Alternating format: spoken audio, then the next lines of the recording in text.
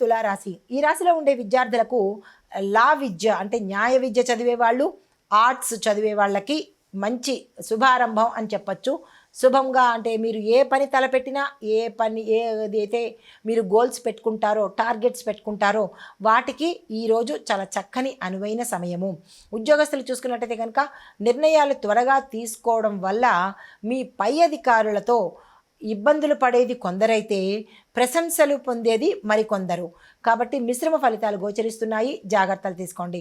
అయితే వ్యాపారస్తులు చూసుకున్నట్టయితే కనుక ఆభరణాలు, లగ్జరీ వస్తువుల యొక్క అమ్మకాలు విశేషంగా పెరుగుతాయి.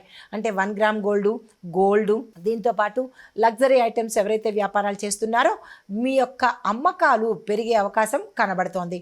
అయితే వ్యవసాయదారులు చూసినట్టయితే కనుక మీ యొక్క సాగు భూమిలో తేమ నిల్వ విధానం అంటే తేమను తట్టుకునే పంటలను వేసినట్టయితే మంచి లాభాలు వచ్చే అవకాశము, దిగుబడి కూడా పెరిగే అవకాశం కనబడుతోంది.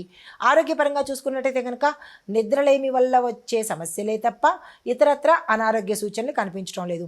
కుటుంబపరంగా చూసుకున్నట్టయితే కనుక జీవిత భాగస్వామితో నూతన ప్రణాళికలు అంటే మీ భాగస్వామితో కొత్త కొత్త ఆలోచనలు కానీ, కొత్త కొత్త పనులకు శ్రీకారం చేయడం కానీ, లేదా వస్తువులు కొనుక్కోవడం కానీ, భూమి కానీ, గృహం కానీ ఇలాంటివేవో మీరు ప్లాన్లు చేయబోతున్నారు.